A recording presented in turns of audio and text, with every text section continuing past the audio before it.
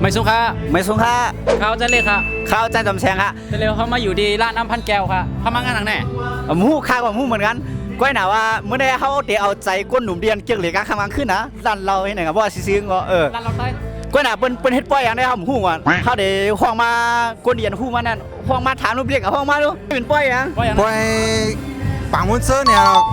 เป็นว่าไงอ๋อภูมิใจฮักในเสียงกว้างความเลยเสียงดนตรีเนี่ยเนาะคือหนึ่งเก้งใหม่คือหนึ่งตีอามันแก้วเนี่ยนะชาวบ้าน ใครวันไหนมีกวนวงดนตรีหลายๆวงให้นั้นนั่นเนาะ เจ้าครับเป็นปัง อะไรพวกนี้ นับได้มอก7 วง 8 วงเนี่ยนะได้ต้องเลยลีครับนำหนาวมาแล้วเมื่อกี้ ได้เป็นวงทางวันน่ะ อันนี้เป็นวงเซอร์นะครับ วง เป็น เสื้อฮะ อันนี้เป็น นักร้องน้ำเนี่ยภูห้องความ จอมเกี่ยวก็กิน มองหน้า กินน้ำเนยกินน้ำเนย ต้องมีไว้เตียนตีได้ติดด้านเหมือนเรื่องแฟนเพจว่า YouTube ใช่ไหมต้องมี ก็ติดตามในแฟนเพจเท่านั้นเนาะ SIR เนี่ยนะเขียนพิมพ์เข้าว่าเนาะ SIR เนี่ย อะไรฮะอะไรฮะ เซอร์เนี่ยฮะเนาะก็ ก็ได้นะฮะ กำเขาขาดได้ขึ้นบ้าน มันเย็นมันแห้งอะไรฮะเนาะยินชมกูก่อนเนี่ยฮะนะ ข้าไม่ใช่ว่าได้ว่าเป็นวงอย่างเขาเนี่ยจันบ้ามเหลือในวงอย่างเขาเนี่ยว ง SPF เสือใบมอนหน่อยค่ะ เสือใบมอนฮะเมื่อในมาดังวงอ่ะ เอามาตั้งวงค่ะ มี จั อบ ย่าง ไป ไร จับอะไรขึ้นเล่นเนาะ ไปขึ้นเล่นฮะกั้มใจขึ้นเล่นนะครับเนาะ เมื่อในเตรียมไว้เพียงความอย่างไรเดี๋ยวมาห้อง มีตั้งไว้ก้อยในห้องนะฮะเนาะเด็กๆอุกกระแทงกั้มนึงนี่ฮะ ไป เนาะ ได้วนมาเว้ยอ๋อโอเค ไปได้วนค่ะ อันนี้เป็นนักร้องหน้ามาสนใจ อ๋อเป็นนิจุ้มฮะเนาะ เอาเป็นคนจุ่ม เฮ้ยกำเขาไปด้วยค่ะว่าบีเขาห้องเพลงตีห้องเพลงอย่างไหนมือเร็วให้ห้องอัด ต้นกันนี่ฮะเนาะตึงมีข้าวยามาอะไรอยู่เนี่ยฮะเนาะเพราะว่าอะไร เพราะว่าใครติดตามผลงานเพลงอาจจะสามารถติดตามได้ต้องมีเพจมีทางน่ะ อ๋อตึกมีอยู่ค่ะ ชื่อเพจว่าเสือใบมอนเนี่ยครับ เสือ เนาะ ไปมอนเพราะการได้ขึ้นมันก็เต้นกันนะเสือไปมอน ฝากกันติดตามด้วยบีเขาว่าดีมีเพลงความใหม่ๆกับเรียนดีแลเนี่ยอย่าลืมไปด้วยกันฮะไปส่งงานยินดีฮะ ข้าวอีสงข้าว มาเขากอดด้วยยังไง ในก็แทงวงฮะเนาะในเป็นวงฮะเขาก็แน่ วง STK ในค่ะเนาะ STK ได้เป็น สืบแดนเคอร์ในค่ะเนาะ โอ้10 เดือนคือขนาดว่าเป็นใจที่ค่ำนี่นะ ออกค่ะ อันนี้เป็นปี ตาม ใจที่ ตัว ค้ำ เขาได้สายที่ค้ำในค่ะเนาะ สายที่ค้ำใน เป็น ค่ะ นักร้องนำวงในค่ะ อ๋อค่ะเมื่อไหร่มีเตรียมเพลงอย่างไรมาห้องต้องไม่เตรียมมาเนี่ย เพลงได้เต็มมาแล้วค่ะก้อยกาหนังหือไว้ก็เขาได้เลยถ่อมเลยยินนั่นในค่ะเนาะฉันตัวยินจะเปิดต่อถึงเฮาครับว่าเล่นในค่ะเนาะ แน่นอนฮะเขาจะอยู่ต่อถึงบอลเลนไหม อ๋อค่ะมีหลายๆเพลงอยู่ในค่ะเนาะอำว่าแขกตีไก่เลยลูกเสาเฮิรนในค่ะเนาะโฮมบาดังดีฮู้ตัวเยาะไต้ยานเมืองนี่เป็นเพลงความปีไซ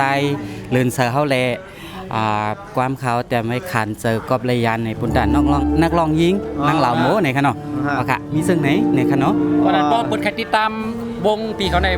จะได้มีเพจมี ต้องมีเพจมีฮะ มีเพจมีอ่ะ เพจได้เข้าคำเลยสร้างในค่ะเนาะ อ๋อ เข้ากว่าด้วยใน YouTube นะคะ ว่าค่ะ STK สายที่ค้ำในค่ะ อ๋อ เนาะ ค่ะกำเขาขาดอีกขึ้น ขึ้นมันก็ได้ ค่ะ ยูทูบ อย่าลืมข่าวตัวไปบันแห้งเพลงบีเขาออกมาใหม่ๆก็มีนังนำฮะยินจมนำค่ะ มีสุขะ จีห้องฮะ จีห้องลืนไซส์เลยครับเนาะ สเลนไซด์ ได้ไซส์ลืนไซส์ก็ โอเคได้ออกเป็นมี ทางเหรอวงอย่างไรกันเนี่ย คำว่าห้องแนะนำ STK เนี่ยครับเนาะ STK เอา STK ค่ะ มาห้องกว้ามเนาะ เอาค่ะเอาค่ะ มีเพลงกว้ามอย่างไรเมื่อไหร่เดี๋ยวมา เป็ ห้อง นความด้วยอันเลยวันเดียวมาห้องเนี่ยมีลีฮูตัวยอดตะยันเมืองค่ะเนาะยันหักสาวในเฟซยันสาวในเฟซแล้วก็สาวเมืองในค่ะสามพวกในค่ะเนาะเอาค่ะเอาค่ะ ว่าใครติดตามผลงานเพลงใหม่ปีที่แล้วติดตามทั้งไรครับ ค่ะเดี๋ยวมีเฟซของค่ะ อ๋อมีเฟซอะ ยูทูบเดี๋ยวมีไว้ใน โอเค ค่ะเพราะว่าค่ะเดี๋ยวลงเฟซเดี๋ยวแล้วก็พวกขาลงเฟซเดี๋ยวก็เดี๋ยวมีกูกันเอาลงในยูทูบไปไหนครับ ชื่อเพจว่าค่ะ ชื่อเพจว่าเขาได้ขึ้นบ้าน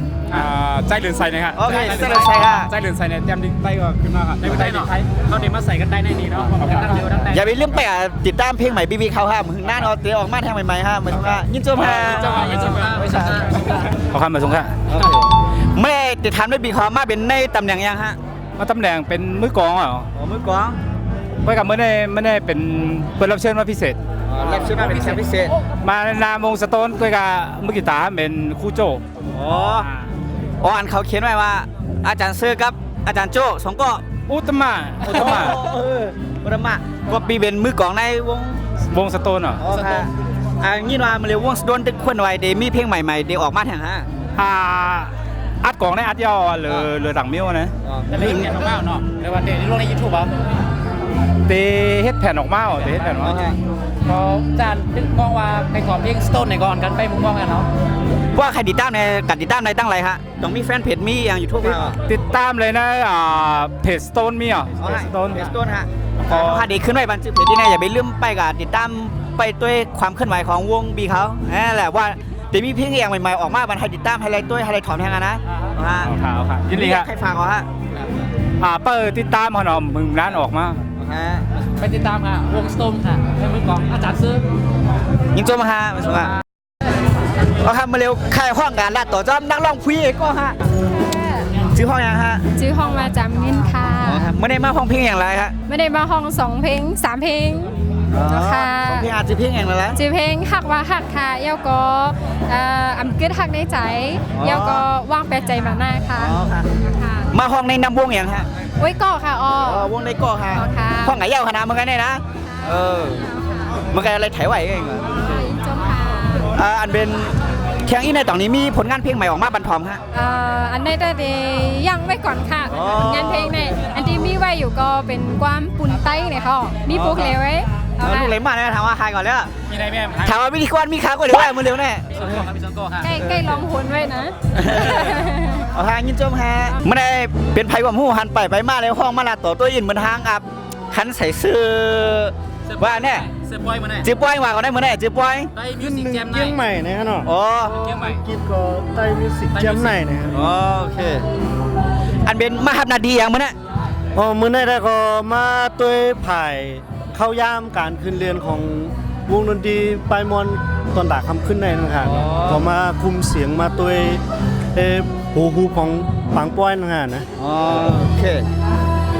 เหมือนตั้งปียามอยู่วงอย่างมามันเลยว่าตึกอยู่เว้ยคนเดียว อ๋อก็เติร์ดเยอะก็อยู่วงโนเนียมกันเนาะ มีจื้อเขาอ่ะโนเนมเห็นเขามีก็ดอก มีจื้อครับ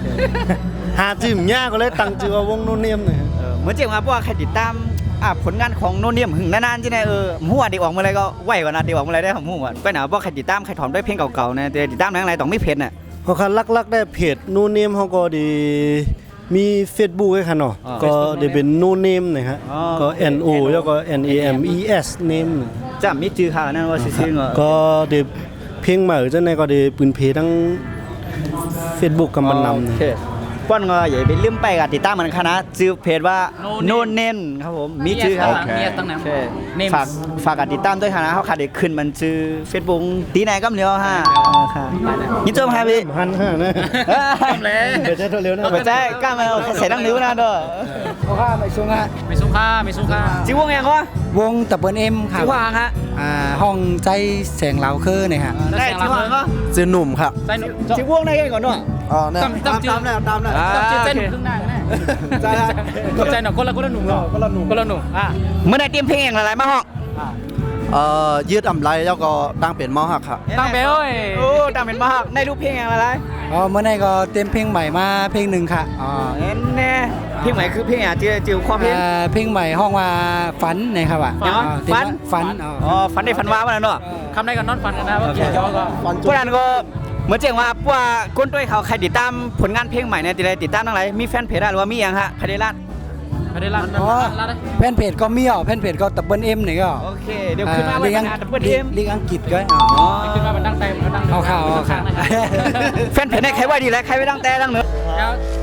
ยายในวงผมหมดคันไหนผมหมด อย่างเหรอจิวงห่างเขาลาด้วยรู้ ฝงมอส อ๋อเนี่ยด้วยเสื้อนะครับผมหมดฮะ ไอ้ลูกโก้เขาเนาะ ไม่ได้มานั่งง่วงมากกว่าเหรอ อ๋อไม่ได้คำมากกว่าเลยครับ โอเคลูกดีเลยมากวะ ลูกทีมเมืองเกาะมาครับ เมืองเกาะกรุงเทพ อ๋อแน่ตั้งร้านก็เป็นห้องมาให้แน่นอน ใช่ครับแล้วก็ไปเซมาพบทบกันขึ้นหนึ่งเก้งใหม่เนี่ย เก้งใหม่ แต่วังก็ได้ผมกล้าขึ้นนะครับเนาะ นี่แหละก็เมื่อไหร่เตรียมเพลงอย่างไรมาห้อง ก็หลักๆนะก็ อ่า หักคนมีสองของนะ เพลงพวกในวันเราไปก็เก่งได้ยังไง เขา เพราะ เก่ง เพราะว่าในร้านอะเป็นมาเป็นกูอ่ะ เจ้าจะไหนเนาะมี นี่ ไหน เขาจะในส่วนพวกเราครับได้ โอเคก็สมมติว่าเขาใครติดตาม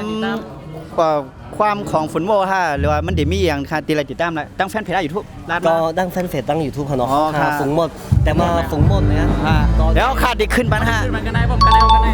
มันผมกดติดตั้งเลยค่ะ ฝากการติดตามเพลงความของฝนโมอันเดมี่ออกใหม่ๆว่าเดมี่ อันใหม่ได้ถึงมีโปรเจกต์ใหม่แล้วย่อ อ๋อก็แล้วร้านซื้อเขานะเขาพายให้ยาวแทงสีปัวไว้กันก้นถอมมันอ่ะเหมือนตั้งเขากาใกล้ๆปล่อยนะมันโหก้นถอมของกันขั้นถอมอ่ะเขาพาก็เลยขึ้นไว้กำนึงแล้วก็แทงอินเด็ปล่อยมันถอมมาก้อนใหม่ ได้ปล่อยไว้กำลังร้อยครับปุ๊ก ว่าใครถอมไม่ไหวก็ใส่ความคิดเห็นตั้งแต่ว่าออกเพลงใหม่ไม่ไหวค่ะในนั่นได้มากกันเร็วค่ะ ให้ของมันได้แฟนเพจเขานะเขาเด็กปล่อยไว้เอา อ๋อฮะยินจมฮะเมื่อเร็วเขาอยู่จำพวงความแหลมฮานอนนั่นก็จีบนจีไผ่ก่อนเข้าหนังกันเลยก่อน มือปีมาเทืองอ่ะ ฮัลโหลมันได้ทำมาอย่างไหน มื่อไหร่เขามาเลอัมพันแก้ว เหลสาวอ่ะ เลสาว จังมีสาว มีตั้งได้วันทำไหน หลายก็อ่ะ มีอยู่18ก้อนนะ ด้วยสาวเนี่ย หรือเช้ายังมาสัมภาษณ์วงดนตรีหลากหลายวงฮะ สัมภาษณ์นะฮะ สัมภาษณ์เยอะไว้หนากึดแก่นแทงวงเลยว งกับอะไรสัมภาษณ์เนาะ มีวง เมื่อไหร่มีไผ่มังก็มาโต้ลื่นค่ะเนาะเอายาเด็มเปิ้นยาเด็มปั้นเขาปล่อยครับเมื่อไหร่ ไม่อ่ะต้องลื่น ตั้งหัวแน่ จะฟังเสียงพ่อ เสียงพ่อมันเป็นนะฮักเนาะ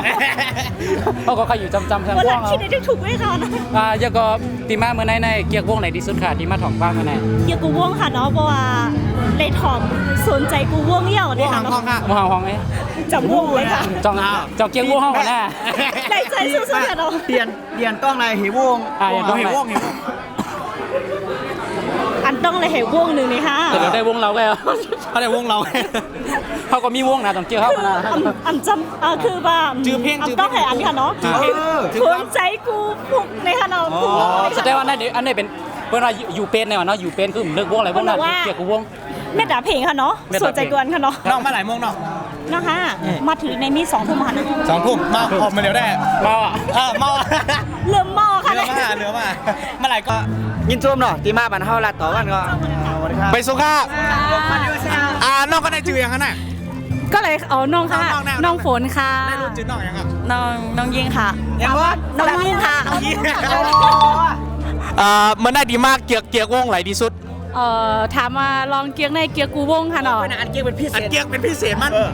พิเศษใส่ไข่ดาวเนี่ย พิเศษใส่ไข่ดาว พี่เสียใส่ไข่ดาวไรน้องเป็นได้ก่อกันหมดไหนคะ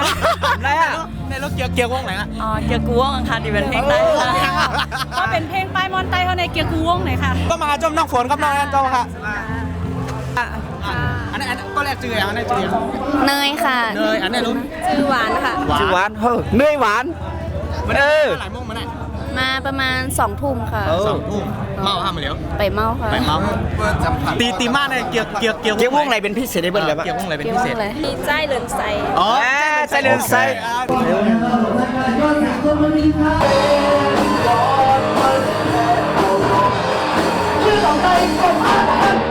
มองเท่ากันขันใจที่วนจ้องตาผู้สองส่งมาเข้าใจตีใจลงทองดูสาวพิจำ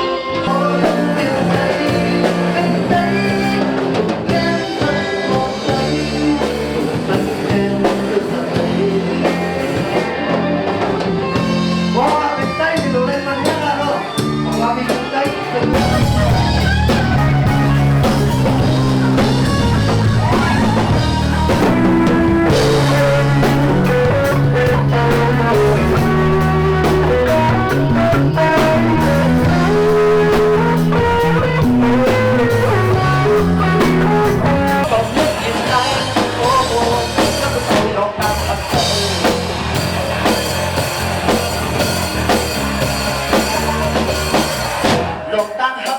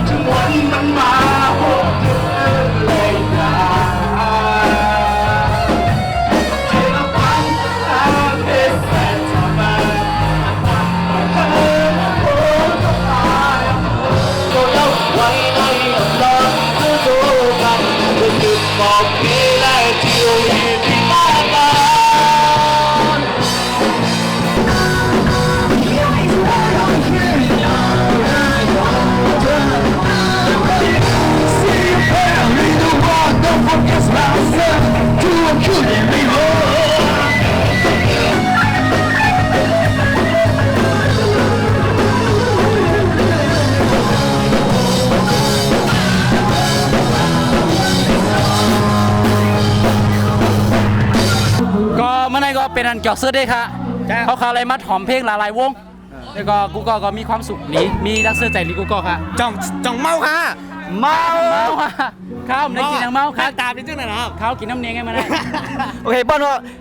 ต่างมาในก็เขาขาดยันป้อขนาดกว่ายันมือ8ฟงเขา8กองเอาดิมัวดาว ในมัวยาวมันเขาขายย้อนลักกันได้หมดฮะเต้นก็ค่ะ อย่าลืมค่ะ